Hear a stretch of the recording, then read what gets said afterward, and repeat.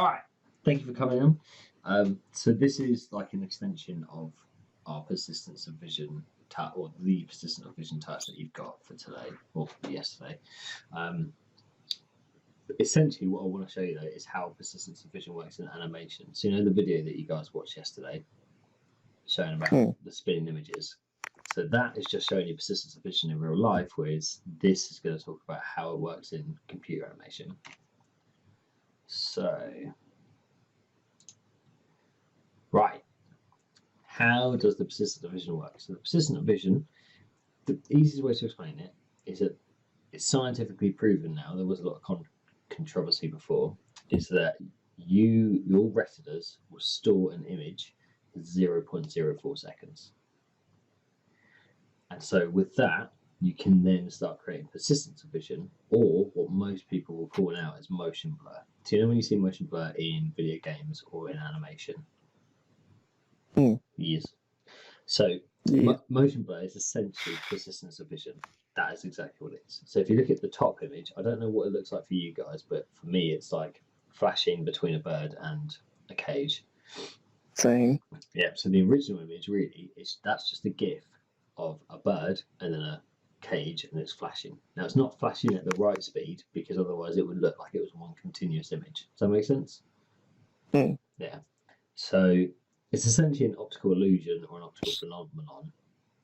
So basically it makes it look like you think that it's a moving image, but it's actually not. So you've all seen like films or videos of like when they spin a carousel thing with a load of images on it, and it looks like the image is moving. Have you or not? Yeah, there was one in that video. Oh yeah, from yesterday. Good. See, now I know you've watched the video. So, how they use it in the film industry.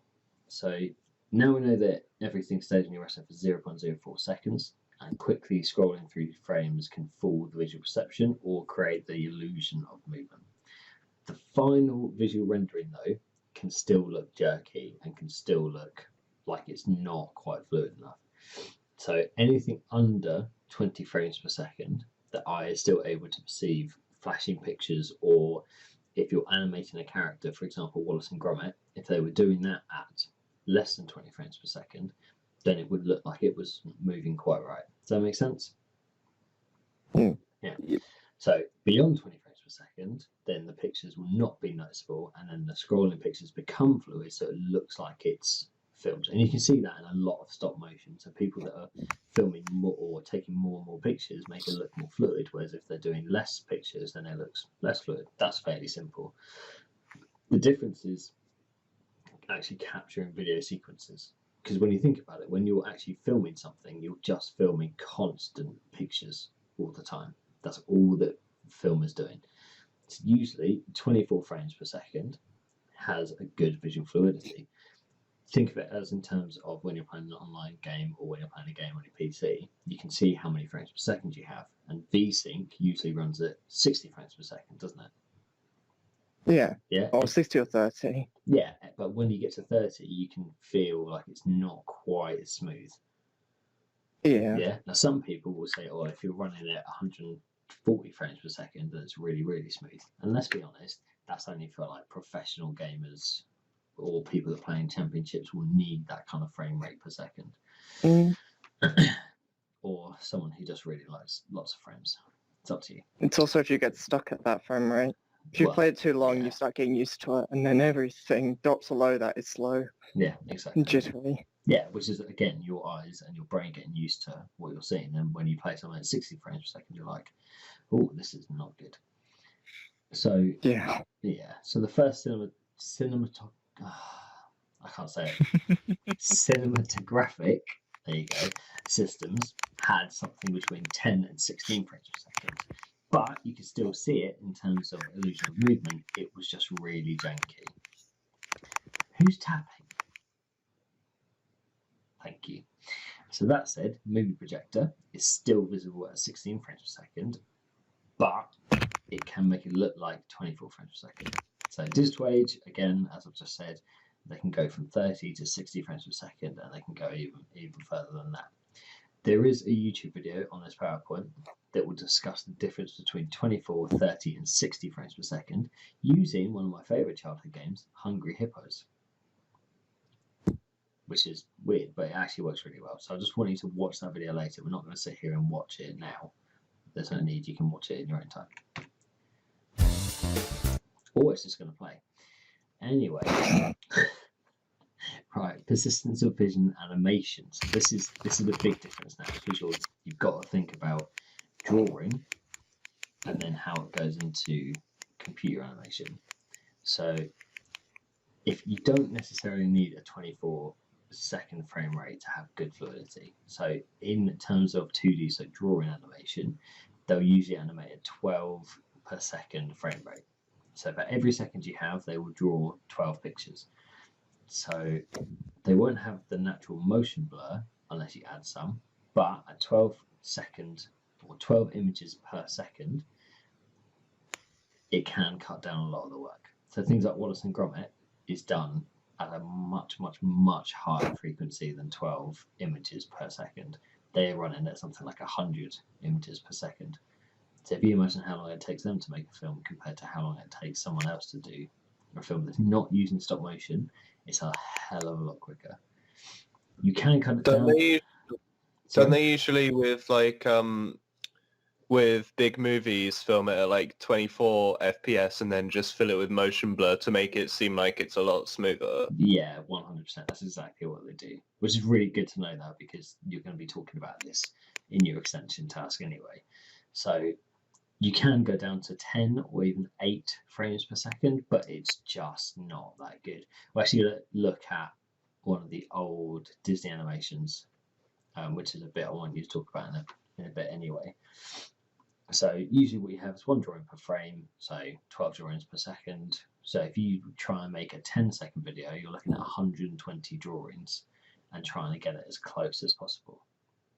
But it's like you said, in 3D though, so like Disney Pixar now, they will animate 24 frames per second and then chuck in motion blur at the end. So if I show you, so does everyone know what the original Mickey Mouse Steamboat animation is? It was just him at the helm of a boat, wasn't it? Yeah. So so this YouTube link will take you to it. But what I want you to do later is play it back at 0.25 speed. Now, don't get me wrong, the sound is really freaky, but when you're actually watching it, what I want you to do is look at what's janky about it and does things like the whistling, because voice dubbing is also an issue. So if you look at the animation, you can actually see it 0.25, which is going to be, what, a quarter of the speed. So you're going to see 3 frames per second, essentially. But if you watch something like his character model, it's working absolutely fine. There's a bit of an issue with the whistling, and then if you look at the background, it's really, really janky. Like you can actually see the stages of where they move the background image. Because what they used to do in animation is they'd have a massive background image that they would just drag across the set. Does that make sense? Yeah, so like a really long page essentially of the background image. You can see in that when you're playing at 0.25 that it is really janky in the background, but his character model works really well because they're obviously using more frames per second for him and less for the background. So, what is that part of the like the persistence of vision task? You want to add that to it, or? Yeah, so this is your task for today. So within the persistence of vision task, take a piece of 2D and then 3D animation and explain how they're using different frames per second. So always look at a 2D version, which is but an old animation. Don't look at like Wallace and Gromit, or don't look at like Disney. Well, you can, but like old Disney. I'm talking like black and white Disney. Everyone understand that? Good. Then I want you to look at like a 3D recent animation. Just find the clips on YouTube and you can watch them through that way, because then you can play them back at 0.25 speed and see what you can notice.